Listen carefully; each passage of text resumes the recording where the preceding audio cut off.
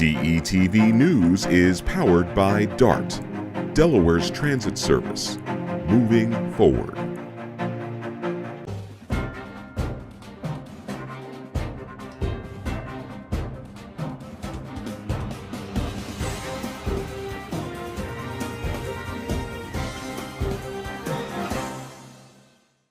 The President and First Lady fly home to attend 2 family commemorations. A water rescue and more were made over the holiday weekend, and a major drug bust shuts down 2 operations in the first state.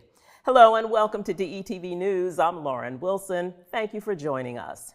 Residents in Rosegate are resting easier tonight now that a major drug operation has been shut down. According to the Department of Justice, a drug ring allegedly run by brothers Devin and DeJuan Reed has been busted. Investigators say the brothers passed themselves off as community leaders. They reportedly manufactured counterfeit pills in a vacant building that used to be a daycare center on Newcastle Avenue. 20 people in the drug ring were indicted on drug conspiracy charges in federal or state court as a result of the bust. Meanwhile, another drug operation in Kent County was also shut down. Pat Traynor with the Drug Enforcement Administration called it one of the largest recoveries of fentanyl in state history. In news from the holiday weekend, 2 boaters were rescued by the U.S. Coast Guard. The boat in the Delaware Bay started taking on water. The Guard members tried helping the boaters bail out the water, but the flooding was too significant. The boaters were not hurt, and their partially submerged boat was tagged so other boaters would steer clear of the shipwreck.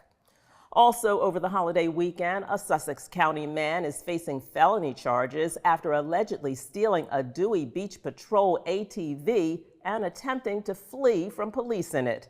Dewey officers say 27-year-old Michael Sabino was seen driving their yellow police 4-wheeler in the wrong direction without its headlights on. Sabino later abandoned the 4-wheeler and was confronted by the officers. He resisted arrest, causing injuries to 2 police officers. He was charged with multiple offenses, including assault, burglary, and operating a vehicle under the influence. Sabino was treated for minor injuries and released on a $25,000 unsecured bond.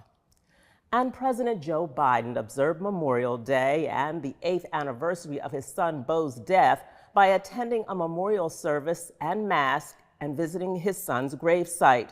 The president, along with wife Jill Biden and other family members, prayed at St. Joseph on the Brandywine, the Roman Catholic Church where he worships. They later visited Beau's gravesite with the First Lady carrying flowers. Beau Biden, the eldest of Joe's 3 children, served as Delaware's Attorney General and was a member of the Army National Guard. President Biden has linked his son's brain cancer to exposure to burn pits during his deployment in Iraq. On a happier note, it's been a busy graduation season for the Biden family. Biden flew in on a chopper to attend his granddaughter's graduation on Sunday. Natalie Biden, Beau's daughter, graduated from St. Andrew's School in Middletown. Natalie plans to attend the University of Pennsylvania, her dad's alma mater. The president and the First Lady were at Penn earlier this month to attend another granddaughter's graduation. The proud grandparents watched Maisie Biden as she joined other graduates from Penn. Good luck to both of the Biden grands as they embark on their new journeys.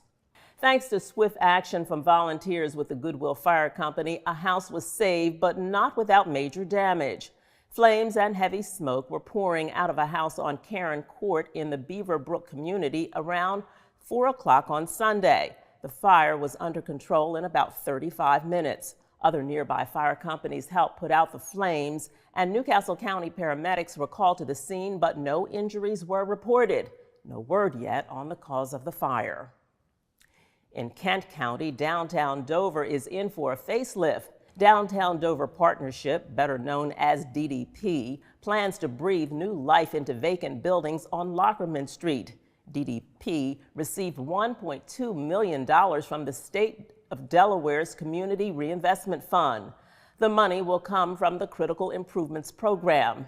The Coney Island Grill was the first to receive $50,000 to help that eatery in downtown Dover. The building it occupies had been vacant for 16 years. Business owners hope the infusion of money for the area will increase foot traffic while making the area more attractive and safe for customers. Speaking of traffic, if you have summer plans, you're going to have to remember to slow down and be safe. The Delaware Office of Highway Safety is partnering with state and local law enforcement for high visibility enforcement from now until September 4th, targeting DUI, speeding, distracted driving, and pedestrian safety. Officials emphasize the importance of sober driving, wearing reflective clothing when walking, following speed limits, avoiding distracted driving, and using seat belts and car seats properly. You may even see reminders on your Waves app showing messages to remind drivers to keep an eye out for pedestrians. And some exciting news for history buffs. An 18th century Pennsylvania shoemaker's rare manuscript has found a new home at Winterthur. Ludwig Denig's work, which began in 1784, showcases art, music, and faith. Pages made by Denig himself include hymns, devotional texts, and ink and watercolor drawings of biblical scenes. Winterthur is hosting a study day to explore the manuscript's significance. The pages of the book are so old and fragile, a digitalization project aims to preserve and interpret the manuscript. Transcripts of German and English translations, along with professional hymn recordings and scholarly essays, will be featured in the upcoming website. Finally tonight, for all of you Delaware State trivia people, here's another fun fact that was just signed by the General Assembly. The first state has an official state dog. DETV's Kaylin Pride has the story on how these furry fellow friends have captured the heart of state officials. Meet Sprout, Shaq, and Penny. They, along with many others, are rescue dogs that have been named Delaware's official state dogs. Today is very special in my heart and the heart of so many people in Delaware who have rescued an animal. But it's really special because we know that rescuing and fostering is something that comes from the heart. Senate Bill 37 is an act that passed unanimously in the House and Senate that designates rescue dogs as the official state dog. Delaware has become a great place for dogs to be rescued. We all do transport from the South as well as helping local animals, and I love when we get a van full of dogs from the South, and it's great to say welcome to Delaware. You're going to have a great life here, and we're happy to have you. So this is Shaq. He's a 2-year-old pit bull mix. Sweet as can be, loves everybody. And he's a great example of a dog that's here to come meet and adopt and ready to go. We get to see what unconditional love is. We get to see what they bring to our lives, and it really brings us even more than we're able to give that animal ourselves. All the dogs deserve a good, loving, happy home, so we're just happy the governor and the state supports it, and we're all here to save as many dogs as we can. The official state dogs are in need of a forever home. To learn more about these pets and more like them, you can visit the Humane Animal Partners or the Brandywine Valley SPCA. For DETV News, I'm Kaylin Pride. That's going to do it for DETV News. I'm Lauren Wilson. Thanks for watching. Be sure to catch us on all social media platforms and hit that share or like button. Tune in for more updates from Matt Ford. In the meantime, stay well, and we'll see you next time.